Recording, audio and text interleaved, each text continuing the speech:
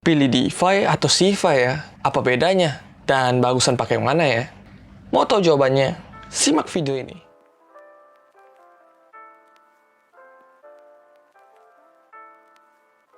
CeFi atau Centralized Finance memiliki goals utama, yaitu menyediakan opsi investasi kripto dengan keamanan dan kenyamanan yang sama seperti sistem keuangan tradisional berikan. Kalian bisa menggunakan CeFi untuk meminjam uang, melakukan jual beli kripto, mendapatkan bunga, dan sebagainya.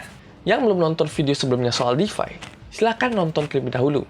Kalian bisa klik linknya di atas ini, agar kalian lebih memahami video ini. Tapi intinya, desentralisasi merupakan salah satu konsep utama di kripto yang dapat memperbolehkan transaksi antara pihak lain tanpa adanya pihak ketiga. Bahkan ada beberapa analis yang percaya bahwa DeFi akan menggantikan CeFi.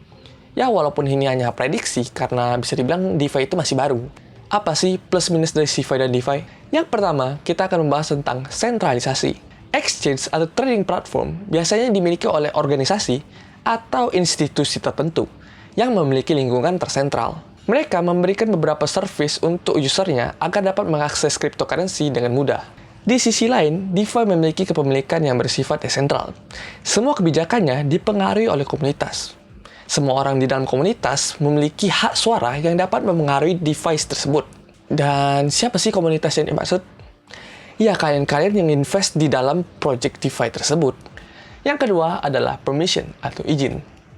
Di CeFi, kalian harus mendaftarkan diri kalian. Dan juga kalian harus mematuhi standar dari KYC, atau Know Your Customer. Hal ini digunakan untuk menghindari dari tindakan kriminal, seperti money laundering. Kalian tidak perlu mendaftarkan KYC atau membuat akun di DeFi. Kalian hanya memerlukan non-custodial crypto wallet seperti MetaMask untuk mengaksesnya. Apa sih non-custodial wallet itu? Non-custodial wallet memungkinkan kalian untuk menyimpan key phrase atau kunci pribadi kalian sendiri, sehingga kalian memiliki kuasa penuh terhadap kripto kalian. Sebaliknya, custodial wallet yang memegang key phrase kalian adalah pihak ketiga. Yang ketiga adalah trust. Jika kalian meletakkan kripto kalian di CeFi, kalian tidak punya pilihan lain selain mempercayakan aset kalian tersebut ke dalam CeFi. Kalian tidak perlu mempercayakan aset kalian ke siapapun di DeFi. Bahkan jika kalian ingin melakukan peer-to-peer swap, faktor trust di dalam DeFi ditentukan oleh proses keseluruhan dari aktivitas DeFi tersebut. Faktor trust ini merupakan salah satu hal yang krusial dan juga harus diwaspadai. Bahkan yang katanya CeFi mementingkan keamanan para usernya, bisa melakukan scam. Seperti salah satu kasus exchange dari Turki, yaitu Todex Exchange, yang CEO-nya membawa kabur $2 miliar dalam bentuk kripto pada tahun 2021 lalu. Dan yang terkenal baru-baru ini, hingga dijadikan film dokumenter oleh Netflix yang berjudul Trust No One, yang dimana CEO dari Quadriga Exchange yang merupakan crypto exchange terbesar di Kanada dikabarkan memalsukan kematiannya yang mengakibatkan menghilangkan uang sebesar $250 juta. Tidak hanya CeFi, DeFi juga terjadi hal demikian.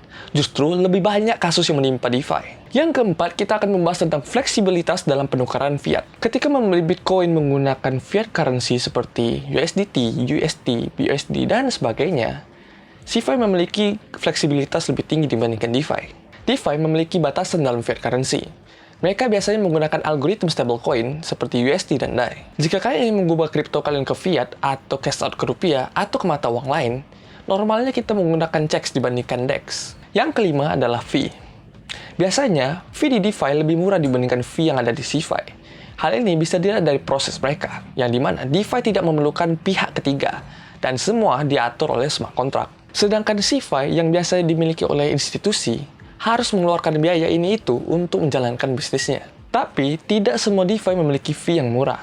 Kita kasih pengecualian untuk DeFi yang berada di ekosistem Ethereum. Dan, fee yang kita bayarkan di DeFi akan dikembalikan lagi ke investor dalam bentuk bunga. Yang keenam ini mungkin sangat penting bagi kalian, karena kita akan membahas tentang earning, atau seberapa banyak pendapatan yang bisa kalian dapatkan. Kalian bisa bandingkan bunga yang kalian dapatkan di DeFi dan di CeFi. Biasanya, bunga yang kalian dapatkan di DeFi akan lebih tinggi dibandingkan di CeFi. Hal ini juga sebanding dengan resiko yang kalian pegang jika menggunakan DeFi. High risk, high return. Koreksi jika saya salah. Yang saya tahu, ketika kita menyimpan kripto kita di CeFi, aset kita akan diputar oleh CeFi tersebut. Bisa digunakan untuk borrow dan lending, atau di compound di DeFi yang memiliki bunga lebih tinggi daripada CeFi itu berikan. Oke, kita kasih contoh. Misalkan Anchor memiliki bunga sebesar 20%, dan di CeFi memiliki bunga sebesar 10%.